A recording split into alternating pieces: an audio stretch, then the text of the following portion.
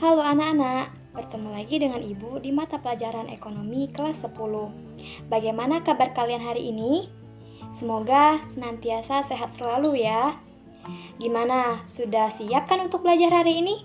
Tentunya harus selalu siap dong ya, karena untuk mencapai sebuah kesuksesan maka kalian harus menyiapkan proses tahap demi tahap karena hasil tidak selalu instan. Pada minggu sebelumnya kita telah membahas permasalahan ekonomi yaitu pilihan. Nah, untuk hari ini materinya sangat berkaitan dengan materi sebelumnya. Ada yang masih ingat apa itu pilihan? Ya, benar sekali ya. Pilihan ada karena tidak semua bisa kita ambil. Hal inilah yang memunculkan adanya prinsip biaya peluang dan skala prioritas. Jadi untuk hari ini kita akan mempelajari mengenai biaya peluang dan skala prioritas. Adapun tujuan pembelajaran kita pada hari ini yaitu yang pertama, siswa dapat memahami pengertian biaya peluang, yang kedua, siswa dapat menghitung biaya peluang, yang ketiga, siswa dapat memahami pengertian dari skala prioritas, yang keempat, siswa dapat memahami faktor yang mempengaruhi skala prioritas, dan yang terakhir, siswa dapat memahami cara menyusun skala prioritas. Oke, kita mulai ya. Tolong diperhatikan ketika Ibu menjelaskan materi.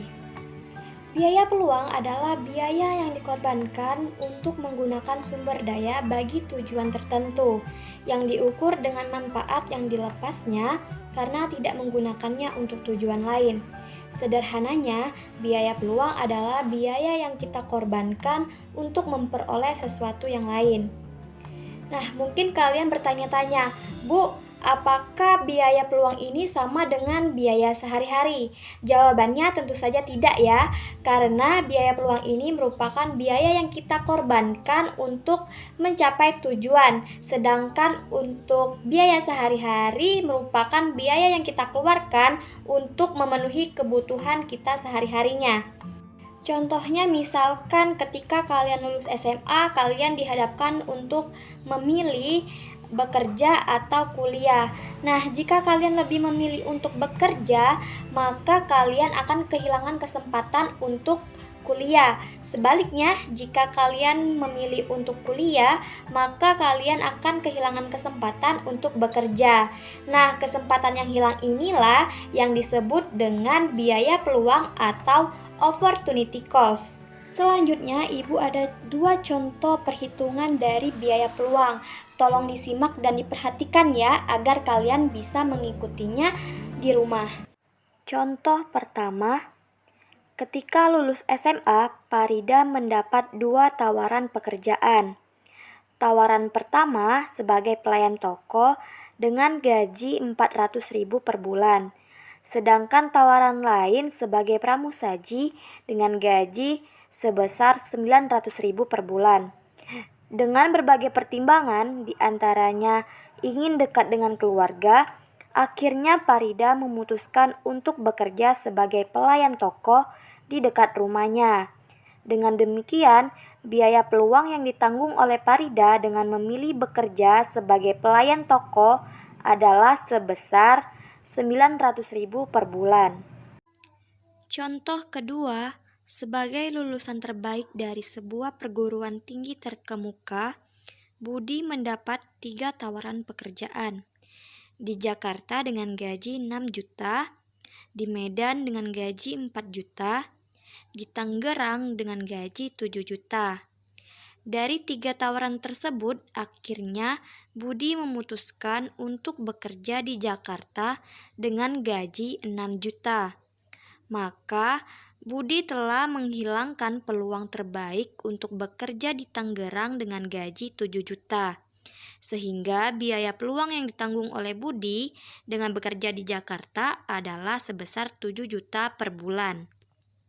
Dari 2 contoh tersebut, maka dapat diambil kesimpulan ada 2 cara untuk menghitung biaya peluang. Yang pertama, bila ada 2 pilihan, maka biaya peluang yang diambil adalah nilai yang dikorbankan atau yang tidak dipilih. Yang kedua, Bila ada lebih dari dua pilihan, maka biaya peluang yang diambil adalah nilai peluang terbesar atau yang terbaik yang dikorbankan atau yang tidak dipilih. Materi selanjutnya yaitu skala prioritas. Nah, skala prioritas adalah urutan kebutuhan yang disusun berdasarkan pentingnya kebutuhan. Patokannya adalah memetakan kebutuhan terpenting terlebih dahulu, setelah itu baru di-list kebutuhan pendukung lainnya. Adapun faktor yang mempengaruhi skala prioritas yaitu yang pertama, tingkat pendapatan. Jadi, semakin tinggi tingkat pendapatan seseorang, maka peluang untuk membeli barang keinginan juga semakin besar.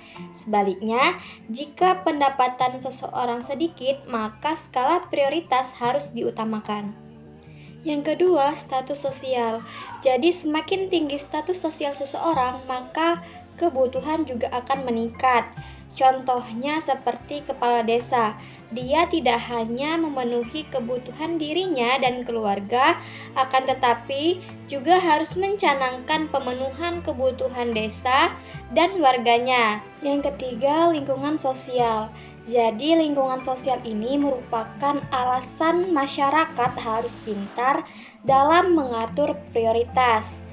Kenapa demikian? Karena jika kalian tinggal di lingkungan orang kaya, tentu barang yang dikejar berbeda dengan lingkungan orang yang sederhana.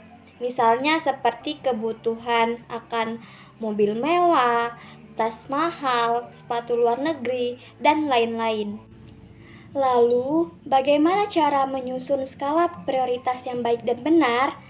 Nah, adapun cara untuk menyusun skala prioritas yang baik dan benar yaitu yang pertama, tingkat kepentingan. Jadi di sini kalian harus memperhatikan kebutuhan yang paling penting yang harus kalian penuhi dan letakkan di posisi yang pertama. Yang kedua, menilai jumlah produk. Contohnya adalah melihat apakah produk tersebut sulit didapat atau sebaliknya. Jika sulit didapat, maka perlu untuk dimasukkan ke dalam prioritas teratas. Sedangkan jika produk tersebut banyak dijual, maka kalian bisa untuk menundanya terlebih dahulu. Yang ketiga, pertimbangan masa depan. Untuk menyusun skala prioritas ini, maka kalian harus membuka wawasan yang diarahkan pada kebutuhan jangka panjang. Kalau perlu, penuhi kebutuhan yang berguna untuk masa depan, seperti biaya kuliah, asuransi pendidikan anak, dana kesehatan, dan lain-lain. Dari materi yang telah Ibu sampaikan tadi, maka dapat ditarik kesimpulan bahwa biaya peluang dan skala prioritas muncul karena adanya pilihan serta hukum kelangkaan.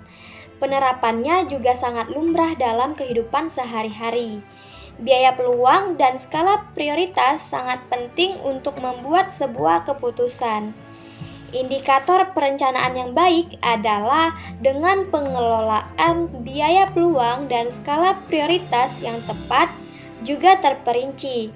Jadi, kalian tidak akan sia-sia dalam mempelajari biaya peluang dan skala prioritas ini, karena akan sangat berguna bagi kehidupan sehari-hari. Nah, untuk minggu depan Ibu akan menugaskan kalian membuat skala prioritas dengan uang 100.000, serta kerjakan latihan halaman 30 di buku Ajar Ekonomi tentang biaya peluang ya. Jika masih ada pertanyaan terkait materi dan tugas, silakan ke forum diskusi ya anak-anak. Selanjutnya untuk tugas minggu lalu, silakan ketua kelas untuk mengkoordinir teman-teman lainnya untuk mengumpulkan tugas minggu lalu.